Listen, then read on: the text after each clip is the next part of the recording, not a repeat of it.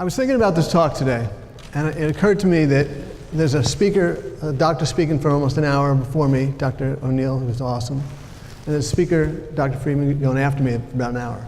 And I was thinking about football, and how this football, there's the first half and the halftime show and the second half. I'm the halftime show.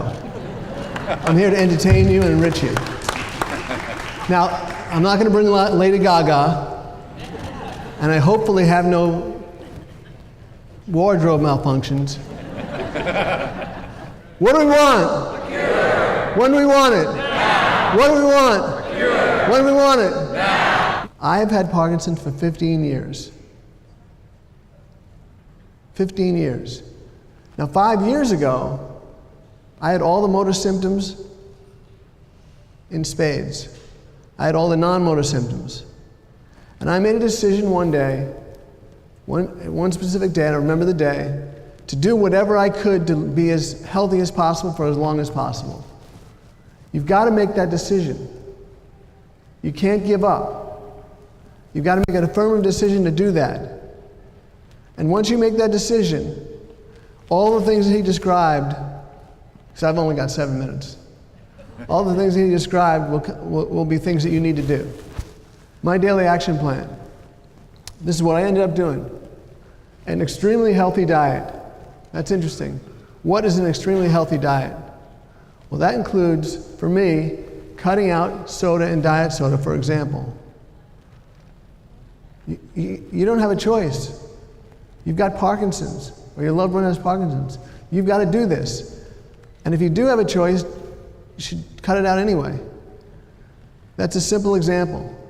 But there's all sorts of examples of things that I did. I stopped eating fried food. I stopped going to fast food restaurants. I just made the decision to do it cold turkey. You've got to make that decision.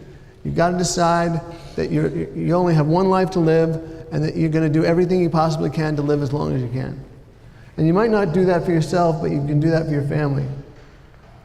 Exercise beyond my comfort zone. Beyond my comfort zone. That doesn't mean go from, as the doctor just said, from 0 to 60. That means do something that's beyond your comfort zone.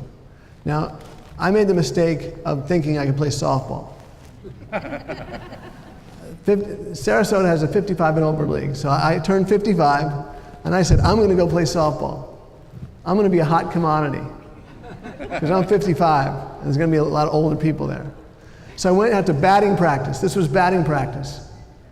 And the first thing I did was go in left field, and there was a fly ball to me, and I used to be a great softball player. I was a semi-professional, and I put up my glove, and the ball hit me right in the head. I should have stopped there.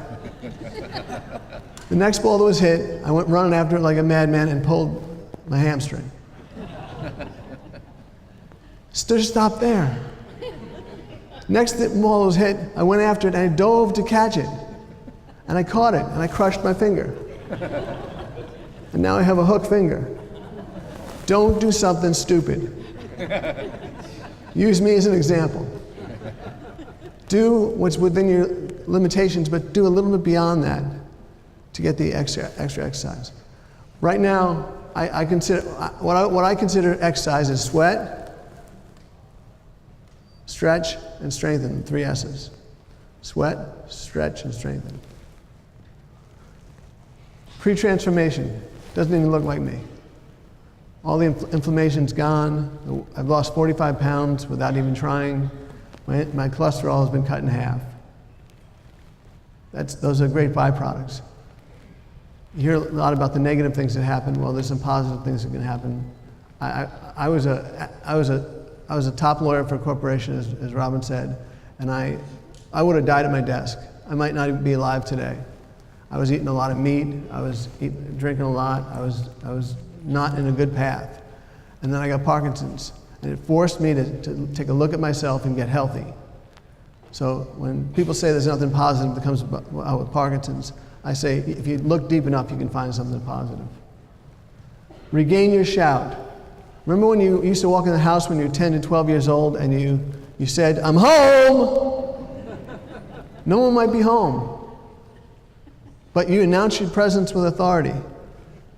Somewhere along the line we lost that. And getting Parkinson's is a hard hit to the ego. I mean, I had to give up practicing law at 48 years old. That's a hard hit. I loved practicing law. But you got to deal with it. You are the same person you were before you got Parkinson's. In fact, I call myself an inspirational speaker who just so happens to have Parkinson's, because it's a minor part of my life. I put it off to the side. I'm the same person I was before, and so are you. And it's not your fault. You weren't riding a motorcycle without a helmet on. You didn't do second-rate bungee jumping. It's not your fault. Uncover your purpose. We just heard about purpose. I say uncover your purpose because your purpose is already there. You've just got to uncover it. Dig deep enough and find your purpose. It could be anything, and there's all sorts of ways. What it is it's sharing. It's giving to the community. It's giving back to the community. I wrote a book. I would have never written a book had I not gotten Parkinson's. Another benefit of Parkinson's. But I wrote a book. Decide success, you ain't dead yet. And you ain't dead yet. And these are the principles that I picked out from the book that apply to people with Parkinson's and the care providers, caregivers. I want to say something about caregivers. You're rarely thanked, but definitely appreciated. When my neurologist told me I had Parkinson's, I didn't say, "Thank you very much, doctor. Thanks for diagnosing me. Now I can get the help I need. Now I can get on the right path and get the medicine and do it." I didn't do that. Of course not. I'm in shock. But he did me a favor. He did me a good, did me a solid. And that's what's important. So what I want you to do right now is thank your care provider, thank your care partner, thank your caregiver. Thank them right now. Whether it's a touch of the hand, or a thank you, or a kiss on the cheek. Don't go any further than that. We're going to stay G-rated. But they're a class that they had a full plate beforehand, and they've had a lot more added to their plate. And like the doctor said, it can cause a lot of stress and cause a lot of anxiety, and it's something important to recognize. You don't know how strong you are until being strong is the only choice you have. I had no choice. You have no choice. 5 years ago, I was 215 pounds. I was taking Lipitor for cholesterol. I was inflamed in the face. I made the decision to change myself, and you can make that decision, and it's never too late. It's never too late. Thank you.